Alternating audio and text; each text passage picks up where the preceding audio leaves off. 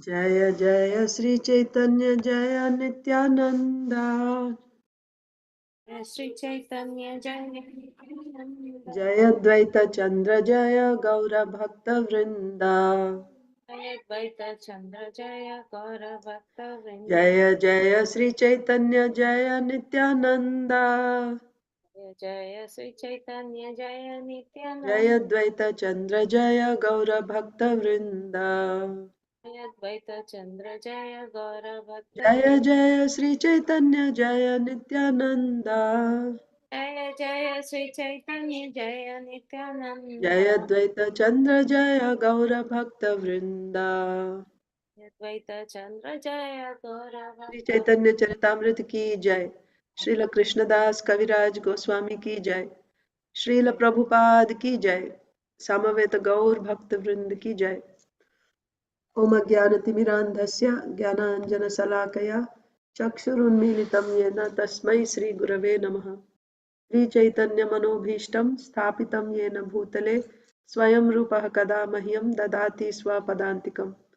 वन्देऽहं श्रीगुरो श्रीयुतापदकमलं श्रीगुरून् वैष्णवांश्च श्रीरूपं साग्रजातं सहगण रघुनाथान्वितं तं सजीवं साद्वैतं सावधूतं परिजनसहितं कृष्णचैतन्यदेवं श्रीराधा कृष्णपादान् सहगण ललिता श्रीविशाखान्वितांश्च नमो विष्णुपादाय कृष्णप्रेष्ठाय भूतले श्रीमते भक्तिवेदांत स्वामिनिति नामिने नमस्ते सारस्वते देवे गौरवाणी प्रचारिणे निर्विशेषा शून्यवादी पाश्चात्य देशतारिणे जय श्री कृष्ण चैतन्य प्रभु नित्यानंद श्री अद्वैता गदाधर श्रीवासादि गौर भक्त वृंद हरे Krishna Krishna Krishna Hare Hare Hare Ram Ram Ram Hare Hare Hare Krishna, dear devotees. Welcome to today's Sri Chaitanya Charitamrita reading. We're reading from Sri Chaitanya Charitamrita, Madhya Leela, Chapter 3, Lord Chaitanya Mahaprabhu's stay at Advaita Acharya's house. So, this is the pastime where Mahaprabhu is honoring Prasadam at Advaita Acharya's house. And we saw um, uh, that Advaita Acharya is serving prasadam to Chaitanya Mahaprabhu and Nityananda Prabhu. He is filling up their cups as soon as they finish eating half of a preparation. Then Advaita Acharya fills it up with that particular sabji or dal or whatever. As soon as half of the bowl is finished, they finish eating, then he would fill it up. And then Mahaprabhu said, and after filling it up, he would say, "Please, please eat." And Mahaprabhu would say that, "How am I going to finish all this? I won't be able to eat so much. How am I going to finish all this prasadam?" And Advaita Acharya would say, "Just what I have given now, that you finish. The next time what I give, you don't have to finish. Even if you eat half, no problem. But this, what I have given, you must finish." So in various ways, he was, like requesting, begging, please eat, like that. He was making sure that both Nityananda Prabhu and Sri Chaitanya Mahaprabhu were eating.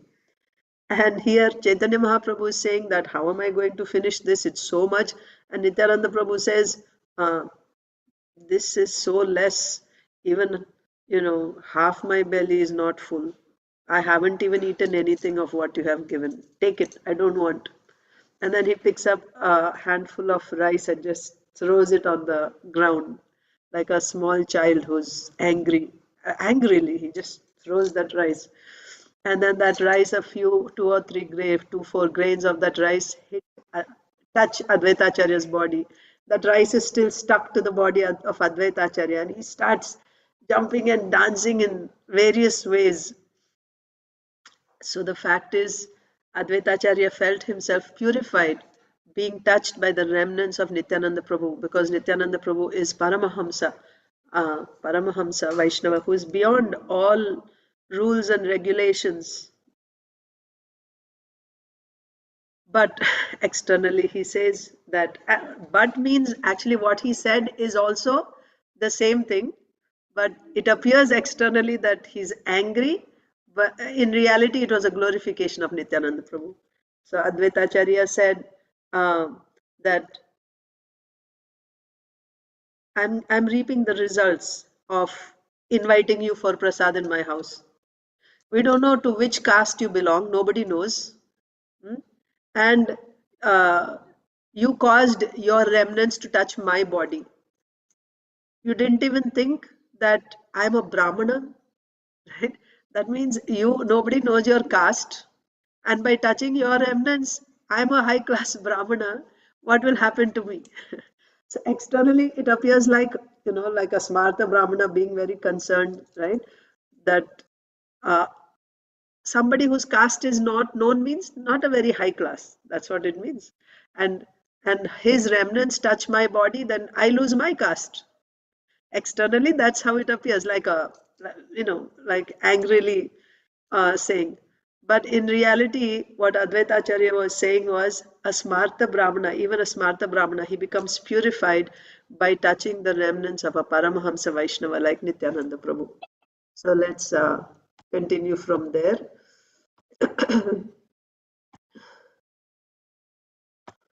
Yeah. So when Advaita Acharya said that, uh, so basically he was saying, I'm contaminated, isn't it? That's what he's saying. One second. Huh? Yeah, so 98. No, one more thing. Advaita Acharya, 97. Advaita Acharya jokingly said, my dear Nityananda, I invited you and indeed I have received the results. You have no fixed caste or dynasty. By nature, you are a madman. So you are a madman, huh? Because you don't follow any rules or regulations. So you are a madman. And to make me a madman like yourself, you have thrown the remnants of your food at me. You did not even fear the fact that I'm a Brahmana. So you are a madman and you want to make me also madman like you. But in reality, what is this glorification? Madman, why are you mad? You're mad in ecstasy, in love of Krishna. And by touching your remnants with you, you want to make me also mad in love of Krishna like yourself. So you did not even fear that the fact that I'm a Brahmana. So now text 99. Nityanand बोले ए कृष्णेर प्रसाद इहा के झूठा कोहिले तुम्ही कोयले अपराध. You are saying my remnants, and when you say jhuta, actually jhuta or muchi, right? Srila Prabhupada says shuchi and muchi. So shuchi means clean, muchi means jhuta or dirty. So when you say jhuta, it means contaminated. You become contaminated. That is why after you eat, you should wash your hand, you should rinse your mouth. Otherwise, it is jhuta, right? So you cannot you cannot touch, any DT paraphernalia or anything without washing your hand, rinsing your mouth, because it's jhuta. So Advaita Acharya is saying that you touched your jhuta to me, so I became contaminated. That's what it means. So Nityananda Prabhu is retorting. He's saying, this is not my jhuta. This is Krishna's prasadam. Krishna's prasadam, can it ever be contaminated? Think about it. Can any contamination have the power more than Krishna's power? If somebody touches Krishna's prasad, can Krishna's prasad become contaminated, or does that whatever comes in touch with prasad, that becomes purified? So Nityananda Prabhu saying this is Krishna's prasad. By saying that this has become jhuta, you're actually committing an offense to Mahaprasad. You're committing an offense, right? Nityananda bole ei Krishnera prasad, iha ke jhuta kohile tumi koile aparad. Nityananda Prabhu replied, these are the remnants of food left by Lord Krishna. If you take them to be ordinary remnants, you have committed an offense. Purport. In the Brihad Vishnu Purana, it is stated that one who considers Mahaprasad to be equal to ordinary rice and dal certainly commits a great offense. Ordinary edibles are touchable and untouchable, but there are no such dualistic considerations where prasadam is concerned. Yes. So it's not, prasadam is not just food. It's not ordinary food. Ordinary food becomes when it is touched by, somebody eaten, then it is like sometimes we discuss, right? some people don't have consideration of juta and they just eat anyone's remnants. This is not good. Like in Mahabharat, we were reading about those two brothers, Yaj and Upayaj, Yaja and Upayaja, right? So one of the brothers, the older one, Yaja, he would just eat, even someone else's remnants are remaining in the plate, he'll just go and eat them, not considering, oh, this is juta, I shouldn't, it's not clean. He wouldn't consider, he would just eat. So when Drupad Maharaj wanted to get a son who could actually kill Dronacharya. He wanted to perform a yagya. Why he wanted that? Because Dronacharya sent his disciple Arjun, and Arjun captured Drupada, brought him in front of Dronacharya, and Dronacharya took half the kingdom. He could have taken the whole kingdom because he won the battle, but he returned half the kingdom to Drupada, saying, "You're my friend, I'm giving you half the kingdom." Like that. So Drupada felt very much insulted, although he didn't say anything, he was very much insulted. And then he had decided, I want a son who will kill Dronacharya. So for that, he couldn't just go and fight with Dronacharya. He knew he didn't have the power because now Dronacharya had Arjun who can face Arjun. He was defeated already. So therefore, he wanted to, by Yagya, he wanted to get a son who will be able to kill Dronacharya. So for that yagya, he was looking for a qualified priest, and he understood that Yaja and Upayaja, they could do brothers. So he approached them.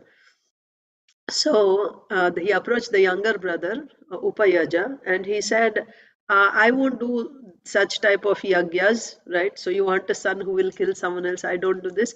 Uh, but you can ask my older brother because he's not so particular. I'm telling you, he's not so particular because when he was young, I saw him, right? Something is fallen on the ground, he just takes and he eats it.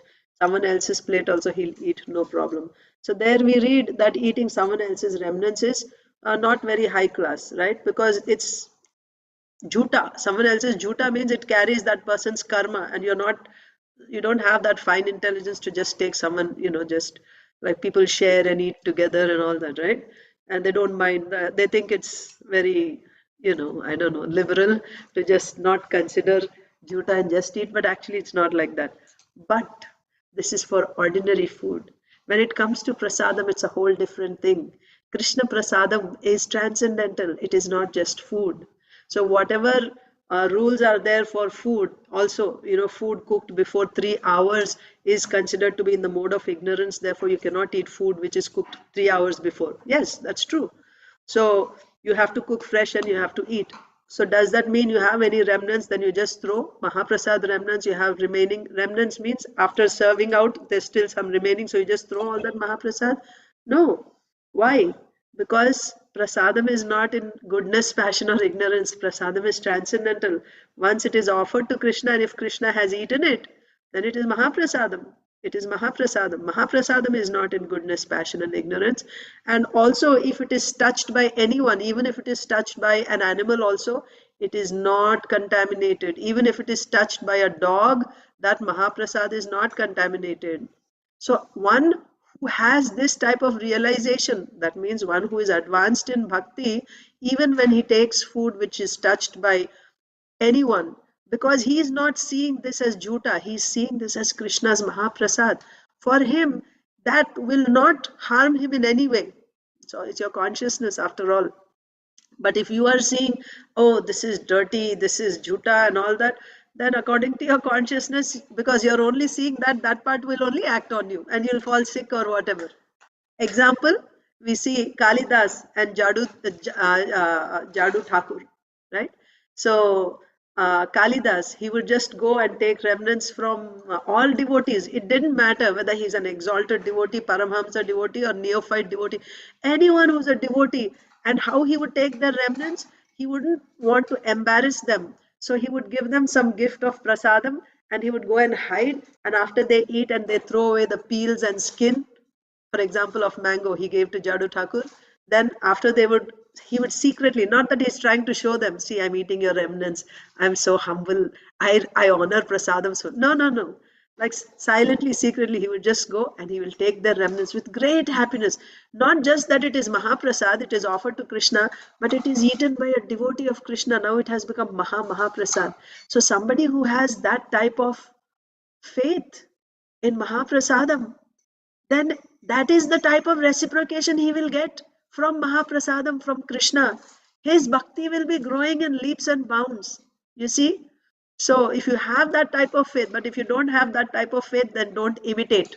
Because if you imitate great personalities, what will happen? Lord Shiva drank poison. So you'll also, oh, nothing happened to Lord Shiva. Let me also drink poison. What will happen? You'll die, right? So we should not imitate, but we should keep such great Vaishnavas on our head, their lotus feet on our head. With great respect, we should honor them, we should worship them, and we should pray to them to get a little bit of their consciousness so that we may also progress in bhakti. But the principle is there. Mahaprasadam is never contaminated. That should be remembered. Mahaprasad is never contaminated.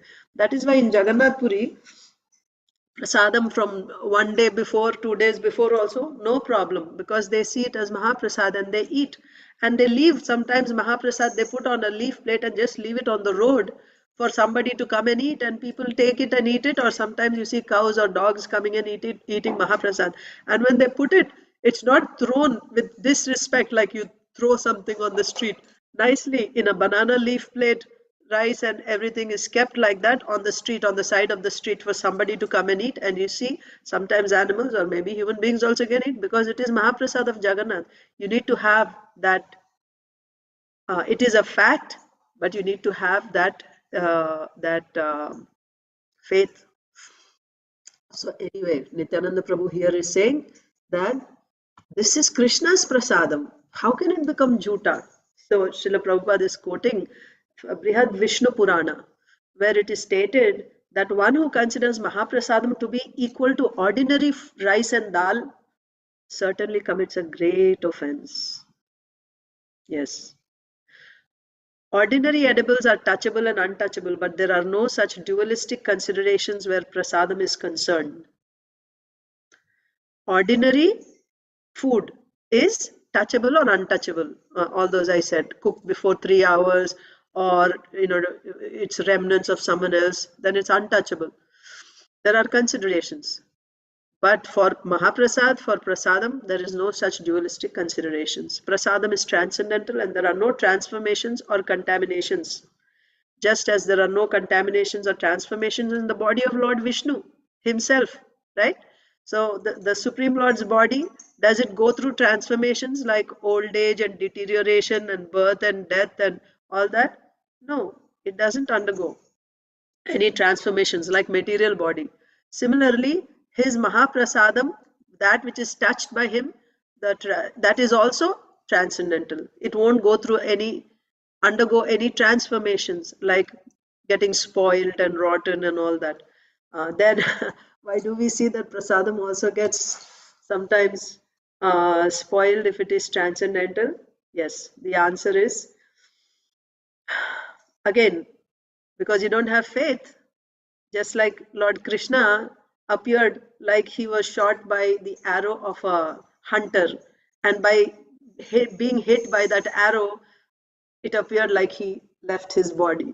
So those who are not devotees, they'll catch this point. What you're talking, that Krishna is, no, see, so they come up with so many different theories. Yes, Krishna is Parabrahma, but he has assumed a material body here, and this material body he left behind. We have proof. See, Krishna was shot by this hunter, and his body is here. And then later on, Arjun came, and they cremated this body. So this is their understanding, right? And Krishna allows this to happen. But is that a fact that Krishna's body is material and all that? And actually, Krishna who lives in the spiritual world, his body is transcendental. But when he comes here, he comes assumes a material body like us. And then, like we leave the body here, he also leaves his material body here and goes back. Is that a fact? No, no. For Krishna, there is no difference between his body and himself.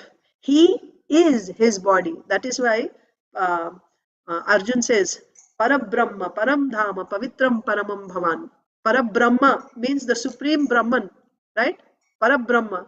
Param Dhama. Dhama means, according to Amarkosha dictionary, Dhama means, we know Dhama means abode. Dhama also means body.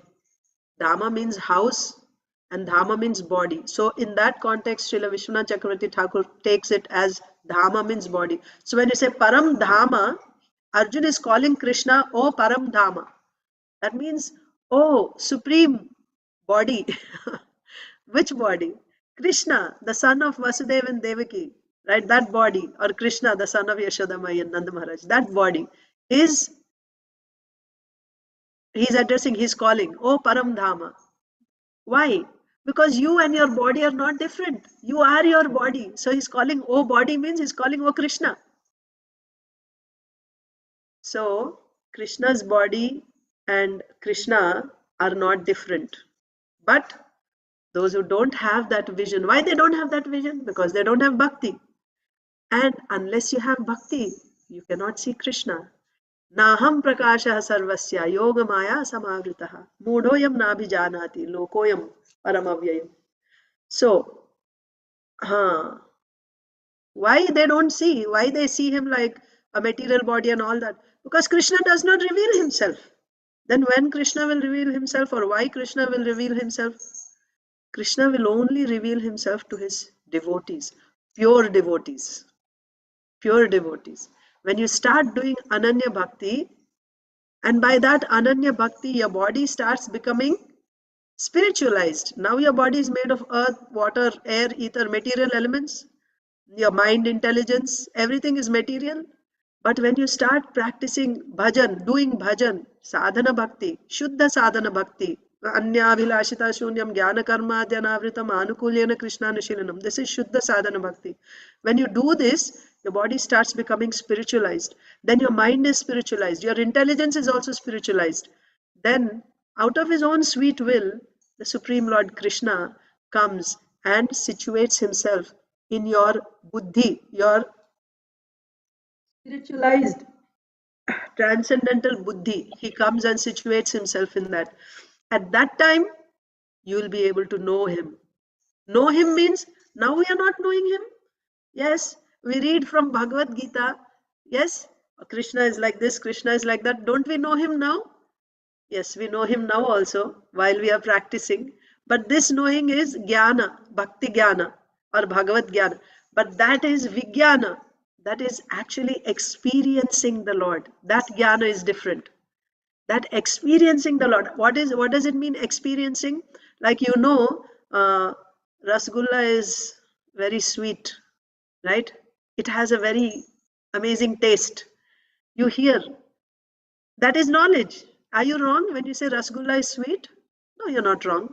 But when you yourself put that Rasgulla in your mouth and you bite it, and then when you get the taste, that is also knowing what is Rasgulla, that it is sweet. Is there a difference between knowing that it is sweet by hearing and actually tasting it and knowing how it tastes? Yes. So that actually tasting yourself, that knowing is experience. And hearing and understanding and knowing, that is jnana. So when will you actually see the Lord? When will you actually experience the Lord? Higher stages, in the stage of prema or even in bhava stage. How you will know him? By your endeavor, by your sadhana bhakti, by your effort you're able to see him? No. By your effort, yes, your body is becoming spiritualized. By your effort means your effort is only to do bhakti. You'll be doing Shravanam, Kirtanam, Bhajan, you'll be doing again and again, right? And then by that, you're going to see him. Like Ashtanga yogis, by their endeavor, by their effort, they control their mind and all that, and then they get that purification of heart. Yes, they are doing it. But in bhakti, our endeavor is simply to do bhakti, do bhajan, kirtan, shravanam, kirtanam, Vishnu smaranam, padasevanam. You just endeavor to do bhakti. But actually seeing the Lord, that's not within our capacity. When the Lord himself, out of his causeless mercy, out of his sweet will, he comes and situates himself. And when he will do that? when you do bhakti only. So first you have to do bhakti. You have to do sadhana. And then by that, when you're purified sufficiently, purified means your intelligence is now spiritualized, then he will come and situate himself. And it's not like when he situates himself, you're able to see automatically. No. When he situates himself, yes, you are able to see, but he will give you whatever you need to see him, to realize him, to experience him. Everything is given by him. This is Krishna's special mercy for his devotees. He doesn't do this to the jnanis, to the yogis, to the karmis, or no. Only to his Ananya Bhaktas he will reveal himself. So we can know Krishna when Krishna reveals himself. Others cannot know him. Others cannot know him. So similarly, prasadam also, it is transcendental, and like devotees like Kalidas, they are able to see how Mahaprasadam is, not different from the Supreme Lord. What is the value of Mahaprasad? That is why, how they are able to see, because they have experienced how. By the mercy of the Lord. Why they got the mercy of the Lord? Because they were so determined and dedicated in their bhakti, right? And they did it and they pleased the Lord, and now they got that realization. So you understand. So for us to get that faith also, we have to do our effort. We have to put our effort. When we put our effort, then it's not simply by our effort it will happen. By our effort, we will attract the Lord's mercy. And when we attract the Lord's mercy, by his mercy, he will reveal himself. Swayameva spuratyada. Sevan mukhehi jihvadav swayameva spuratyada. You can do seva beginning with your tongue. But by that, when he is pleased by your seva, by your bhakti, by your bhajan, swayameva spuratyada, he will reveal himself to you. This is true in every case, whether you take Mahaprasad, whether you take the Supreme Lord, in your heart, or the deity, any aspect of bhakti. So to realize that is only possible when the Lord reveals it. But before that, you should endeavor to get that knowledge. How? By practicing bhakti, right? And whatever you get realizations when you are practicing bhakti, you get realizations. That is bhakti jnana. Bhakti jnana. But when you actually, that experience, right? That will come in higher stages. Okay. So now let's get back to this. Nityananda Prabhu said that this is Krishna's Mahaprasad. How you can say it is Juta? If you say it is contaminated, then you're doing an offense. So Brihad Vishnu Purana is saying anyone who considers Mahaprasadam to be ordinary rice and dal, he is committing a great offense. Ordinary edibles can be touchable or untouchable, but Mahaprasad does not have such dualistic considerations, right? Uh, this is pure Mahaprasad and this is impure Mahaprasad. No, you cannot say that. Prasadam is transcendental. It is not in goodness, passion, or ignorance. I just want to add one note here, though, that so anything which you put it on the altar, it becomes prasadam or what? There is considerations there also. Patram pushpam phalam toyam yo me bhaktya prayachati. Tadaham bhakti upahritam ashnami prayatatmanaha. So yes, anyone who offers some eatable, it can be as simple as water, leaf, flower, or fruit, but it must be offered by a person who has bhakti in his heart. He is a bhakti means what? He must be a bhakta. He must be a bhakta means his life is dedicated to Krishna. That is a bhakta. Sometimes on festivals he'll go and do some offering and he'll come, or once in a while he'll do. That's not a bhakta. Bhakta means he's primarily a bhakta. Even if he's not Ananya Bhakta means 24/7 he's doing, but he should be at least a Pradhani Bhuta Bhakta. Pradhani Bhuta Bhakta means primarily he's a Bhakta, but still he may have, some Shraddha in some karma, right? Shraddha in karma means he's still doing some karma. He feels, unless I work, how will I do bhakti? So he works also. And that work, the results that he gets, he will use that in Krishna's service. His goal in life is to do bhakti only. That is a bhakta. Such a bhakta, when he makes an offering, and that is not sufficient. That is not all. A bhakta who has dedicated his life to the Lord, he is making the offering. That's only first condition. Second condition is tadaham bhakti upahritam. Such a bhakta who has dedicated his life to Krishna, he should, at the time of offering, he should offer it with great love to Krishna. Not that, yes, I'm a devotee, I have taken initiation, I chant my 16 rounds every day, and I read Bhagavad Gita, Bhagavatam, I follow 4 regulative principles, so I'm a bhakta, okay? And then, oh, I'm busy today, I have to go to work, I just put something on the altar and then I do other things, okay, oh, finished, take it off, this is prasadam. No, Krishna says, I don't want, I won't eat it. Why? Because he's not hungry. It's not like he has no food, he's starving. Oh, please give me something, I'm starving. So then you put something in front of him. Ah, finally, I got some food, let me eat. Is that the case for him? That may be the case for your family members. Oh, we are starving, give us something to eat. But you treat Krishna like that also? You have to offer with love. How, like, so this just shows how personal Krishna is, right? You should want him to eat. That is why you are what you eat. You know that, right? You become, your consciousness, your personality is formed based on what you eat. And when you say we eat prasadam, the quality of that prasadam is also there. Who is cooking that prasadam? Who is offering that prasadam? What is the quality of his bhakti? How is he offering that bhoga to Krishna with great love? All these factors are considered when it is offered, and then Krishna will eat it. Ashnami means I will accept it. No. The other aspect is when you offer to Krishna, yes, it becomes nirguna. That means it will not have reactions. Yes, because even if a karmi or karmarpanam means you do something and you just nishkama karma yogi, right? He will come and offer to Krishna. Why?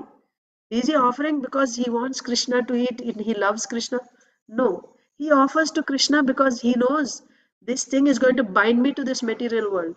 So therefore, let me offer it to Krishna. By offering it to Krishna, I will become free from the reaction. That's all.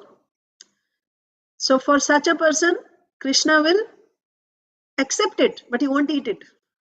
There's a difference. He will accept it, right? Like sometimes to kings, they offer gifts. What does he do? He just touches it like that. That means, yes, it's accepted. Take it. It doesn't mean that whatever you offered, he's going to wear and personally, not necessary. He's just touching it means, yes, I have accepted it. Take it. And his servants may use it or wherever, right? But someone who is very personal, right? They bring something with great love. He may even put it on himself. That is the difference. So when someone offers with love and devotion, he personally eats it. Ashnami, that is Mahaprasadam. That is Mahaprasadam. So you cannot hire people to come and cook in the temple for Krishna. What is the consciousness of those people who are getting paid to cook for Krishna? If they do it as a job, can there be love? They're doing it. No, that becomes like karma, right? This is my job, this is my work. I get paid to cook for Krishna. I get paid to offer to Krishna. Mahaprasadam means love is essential. And such Mahaprasad is transcendental, it's nirguna. And that Mahaprasadam, you cannot say it is pure or impure. It's always pure, it can never be impure. Okay, prasadam is transcendental and there are no transformations or contaminations. Just as there are no contaminations or transformations in the body of Lord Vishnu himself. Thus, even if one is a Brahmana, he is certain to be attacked by leprosy and bereft of all family members if he makes such dualistic considerations. You may be a great Brahmana, pure Brahmana. But that means you're following all the practices of a Brahmana. But if your vision of prasadam is, oh, this is pure and this is impure, this is touched by someone else's remnants, I cannot look at it. If you have that type of a vision for Mahaprasad, which is transcendental, then you'll be attacked by leprosy and you'll be bereft of all family members. This is being said in Shastra. Such an offender goes to hell, never to return. He's a Brahmana, but he'll go to hell, never to return. That means birth after birth, not birth. In hell, there is no, right? He'll just stay there. He's forever. He will never return. This is the injunction of Brihad Vishnu Purana. So this is the reason why we should hear Shastra, so that we will get faith in bhakti. If we don't hear this, then we just take it for granted, isn't it? But now when we see either even here also, when you hear, now you become attentive out of fear, huh? Out of fear. So that is still Vaidi sadhana bhakti, because it's okay, because this is a rule, I better follow it, right?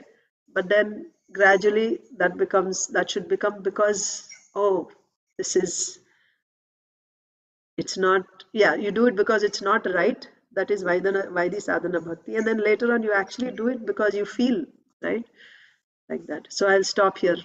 Thank you so much. Hare Krishna. I will see you tomorrow. Continue tomorrow. Thank you.